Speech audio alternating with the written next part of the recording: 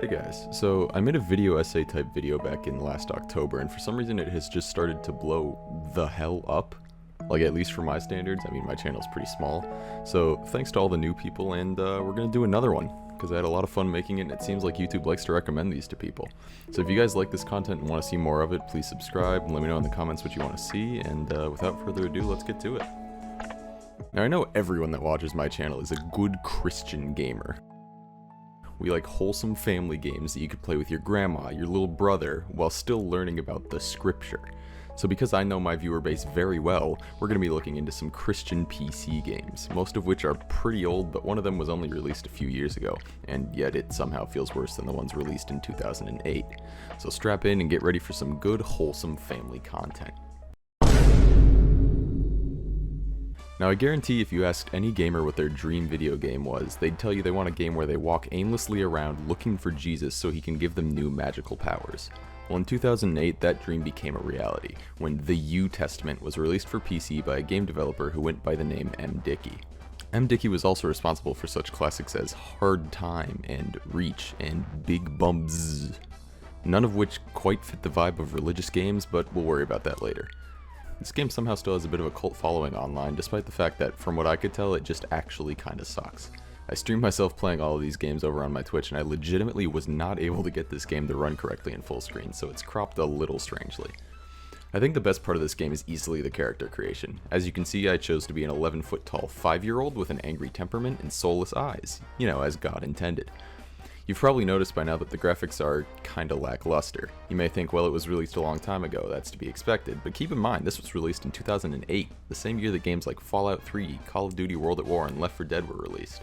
After you're done creating your character, you load into the game with a loading screen that is usually accompanied by a Kanye West quote, for some reason, and then you spawn next to a river, where a bunch of NPCs are already fighting each other, and I still haven't figured out why.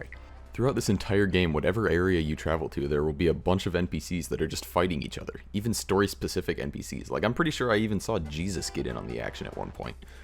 I should mention that I was playing this game with a controller because it is a nightmare to control with a mouse. But you can't change the camera angle on the controller, so if you need to see something, you just have to wait for the camera to slowly rotate around until you can see what you need to see. The overall goal of this game is to just travel to various areas where Jesus is chilling, talk to him, and eventually he starts giving you powers, I believe. I say I believe because once I finally figured out what I was supposed to do and where I was supposed to go, I made it through about 5 or 6 of the dialogues and then promptly got stuck in a well. Oh. There's no way to get out of here though. Which I genuinely could not get out from no matter how hard I tried. Reloading didn't help, I couldn't use the game's jump mechanic that I literally can't see being useful anywhere else if it's not here. Nothing could be done. So I gave up. Overall, this game was still pretty fun. I got a good laugh out of the character creation and beating up some Romans with the various weapons that the ground is just absolutely littered with. If it weren't for that well, I probably would have kept playing for a while longer. Oh well, on to the next game. Now, a lot of you have probably heard of the zoo race before because of an old JonTron video, and while he did a good job of being amazed by its uniqueness,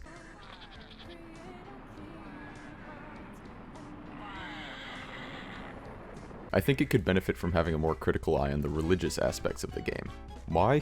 I have no idea. The zoo race is exactly as it sounds. Well, sort of. It's a game where you play as various animals and race through some zany and just downright ridiculous courses. We'll touch more on said courses in a bit. The part of this game that probably took people as a surprise is the heavy Christian overtones. Sprinkled throughout the game there are a bunch of models like one of Noah, some balloons that say I love God, and a bunch of billboards as well.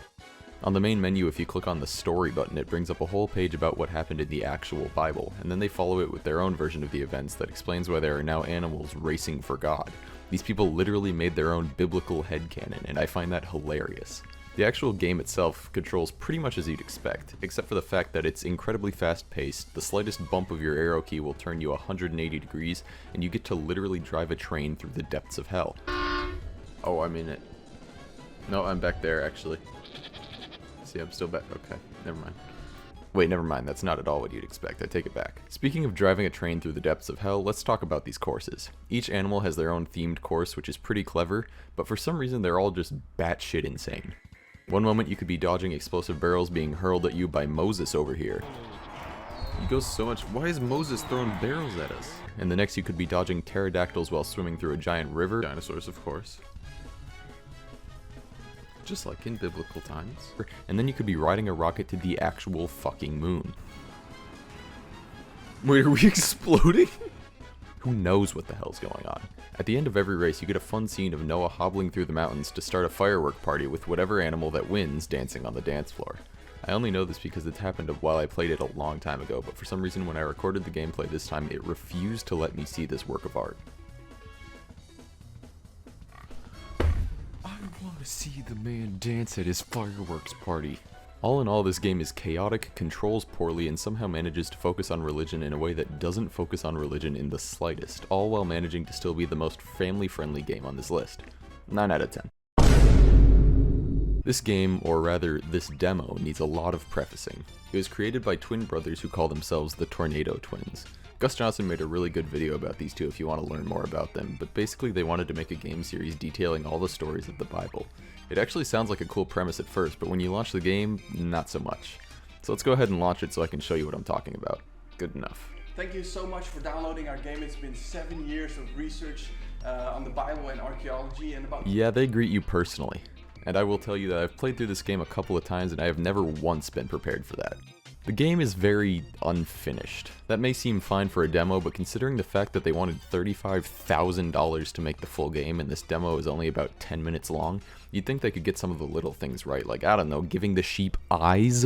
Pretty much everything about this game is hilarious. The way your character moves, walks, jumps, crouches, it all looks ridiculous. I mean, look at this. Who jumps like this? The goal for this demo is simply to make it to the city of Bethlehem so you can meet your father who has a famous guest waiting for you at your house.